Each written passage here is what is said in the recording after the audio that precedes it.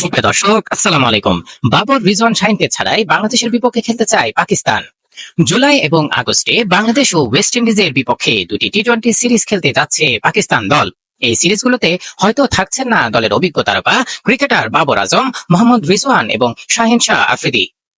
ভারতের বার্তা সংস্থা পিটিআই সূত্রে জানা গেছে, পাকিস্তানের সাদা বলের কোচ মাইক হেন্স ও নির্বাচক প্যানেল তরুণদের সুযোগ দিতে এই তিন সিনিয়র ক্রিকেটারকে আপাতত বিশ্রামে রাখার সিদ্ধান্ত নিয়েছেন। তাদের সঙ্গে আলোচনা করে এই সিদ্ধান্ত নেওয়া হয়েছে। নির্বাচকদের ভাষ্য, এই সিরিজে তাদের প্রয়োজন না থাকলেও প্রয়োজনে তাদের ফেরানো যাবে। ফিউচার ট্যুর প্রোগ্রাম অনুযায়ী জুলাইয়ে 3 ম্যাচের একটি টি-20 সিরিজ খেলতে পাকিস্তান যাবে টিম বাংলাদেশ। পিটিআই জানিয়েছে, এই সিরিজ অগাস্টে নেওয়ার প্রস্তাব উঠেছে এবং এতে আরো 2টি করে ম্যাচ যুক্ত করার কথাও বলা হয়েছে। যদিও কারো পক্ষ থেকে এই প্রস্তাব এসেছে তা স্পষ্ট নয়।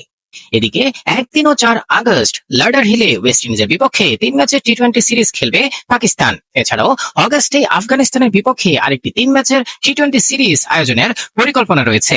3 সিনিয়র ক্রিকেটারই সাম্প্রতিক সময়ে টি-20 সিরিজে বিশ্রামে ছিলেন। নিউজিল্যান্ড সফরে পাকিস্তান 4-1 ব্যবধানে হারে। এরপর বাংলাদেশকে হোম সিরিজে 3-0 ব্যবধানে হারায় টিম পাকিস্তান। এর আগেও অস্ট্রেলিয়া, জিম্বাবুয়ে ও দক্ষিণ আফ্রিকার বিপক্ষে সিরিজে বাবর আজমকে স্কোয়াডে রাখা হয়নি। এদিকে শাহিন আফ্রিদি পিএসএল এ লাহোর কালান্দার্সকে শিরোপা জিতিয়েছেন। অধিনায়ক হিসেবে বাবর আজমও দ্রুতই বিগ ব্যাশে খেলার ঘোষণা দিতে পারেন। পাকিস্তান ক্রিকেট বোর্ড তাকে ইতোমধ্যে সিডনি সিক্সার্সের হয়ে খেলার জন্য এনওসিও দিয়েছে। নির্বাচক কমিটিতেও সামান্য পরিবর্তন এনেছে পিসিবি। তথ্য বিশ্লেষক হিসেবে ওসমান হাশমির জায়গায় নিয়োগ পেয়েছে হাসান চিমা। তবে হাশমিকে রাখা হয়েছে সহকারী নির্বাচক হিসেবে, যদিও তার ভোট দেওয়ার সুযোগ নেই।